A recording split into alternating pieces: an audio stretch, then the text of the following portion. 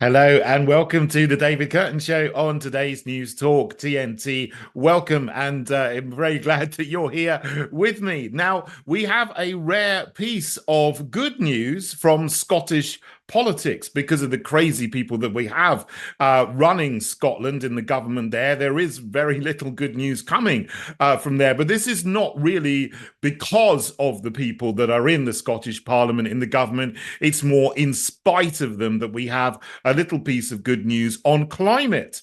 Now, apparently, the Scottish government is going to ditch its main and key climate alarmist target of cutting carbon emissions by 75% by 2030. That is from the 1990 level of emissions, which the globalists want all countries to do to be in line with IPCC carbon dioxide targets. This is, of course, complete nonsense because carbon dioxide is not a harmful gas, but countries around the world are trying to follow this anyway.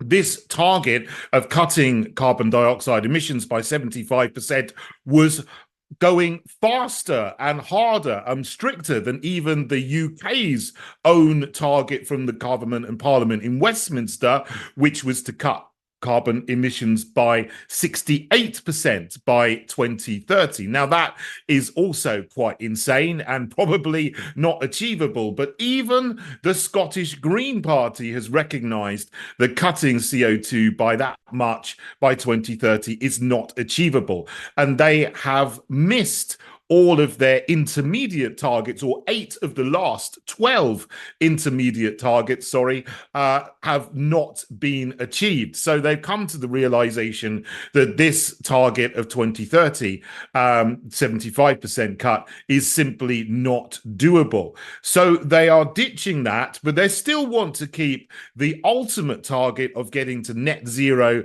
by 2045, which is cutting carbon dioxide emissions essentially to zero, maybe with a little bit of offsetting, but who knows what that actually means and what they're going to do to offset this.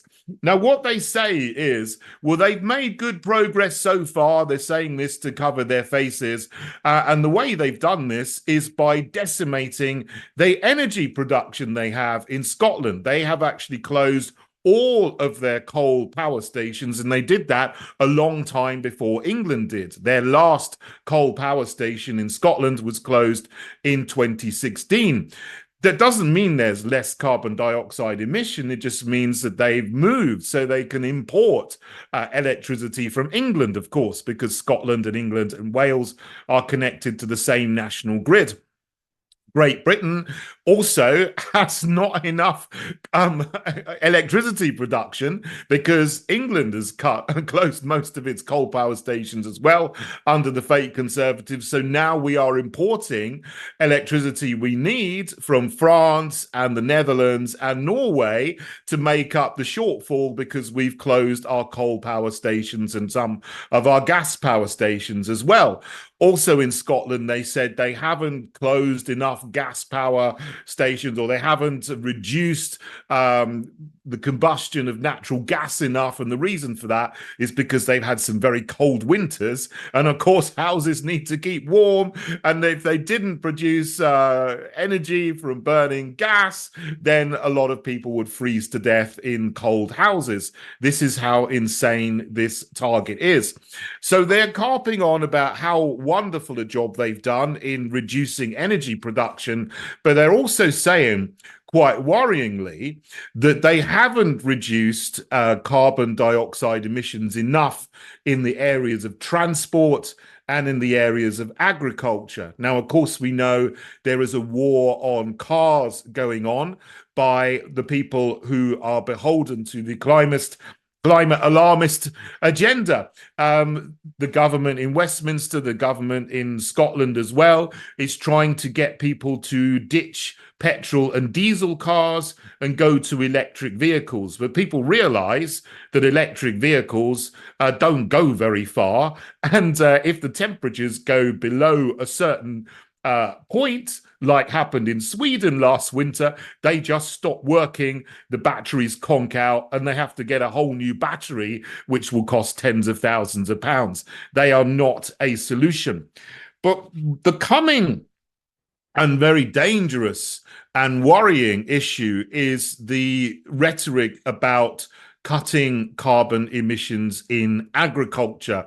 And there's a whole slew of reports and a whole movement from the World Economic Forum and other globalist bodies as well to transform agriculture into some kind of dystopian nightmare. They want to get rid of animals because they say animals produce carbon dioxide and methane. They're openly talking about insect biomass to replace animals. Ireland, we know, wants to kill thousands of cows because they produce methane. The same thing is starting to be talked about here in the UK and going towards this horrible Soylent Green kind of future. They're also talking about vertical farming to replace normal crop production on agricultural land, of which we have lots of, because they want to take the agricultural land and transform it into wind farms and solar farms and housing developments, so that some people can make a huge load of money from destroying our countryside to produce things which don't produce much electricity at all, while we will all have to eat frankenfoods which don't provide much nutrition. And this is the future they want. It will meet their climate targets, but we will be in a permanent dystopia.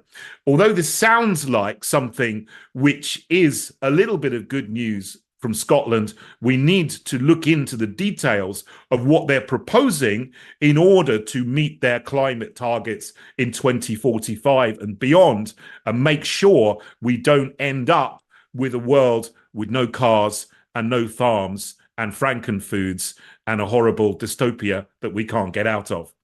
This is today's News Talk, TNT. There's a lot going on, so it's important to stay informed and up to date. Get ready, because here we go. At the top, 30 minutes past and when it breaks. Today's News Talk Radio, TNT. You're watching the David Kurten Show on today's News Talk, TNT. And Gemma Cooper is here to talk about the latest headlines in the UK. Welcome, Gemma. Hi there, David. Well, just before we do, it's so interesting you mentioned Soylent Green, because at the height of the madness, I watched the film Soylent Green. I watched it over the last 4 years, and the opening credits to Soylent Green are so predictive programming. You got people in masks, and this was made in what? In this 1970s Soylent Green, was it? I think.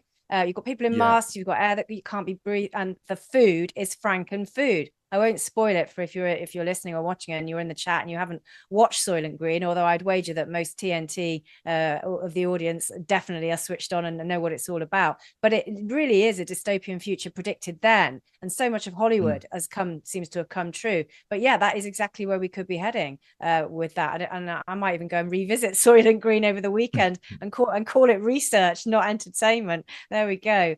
Salient points to be made there. Interestingly, one of the headlines I've got from the UK is to do with Scotland, which seem to be going from kind of bad to worse, really. It's only a week after the Cass review came out, criticising the NHS's gender practices for children. It's emerged today that Scotland have appointed in primary schools children to be LGBT ambassadors and to ask other children, some as young as 4, what their sexuality is. Are they gay? Are they lesbian? Are they straight? 4-year-old children asking other 4-year-old children. It is quite a almost unbelievable story, really.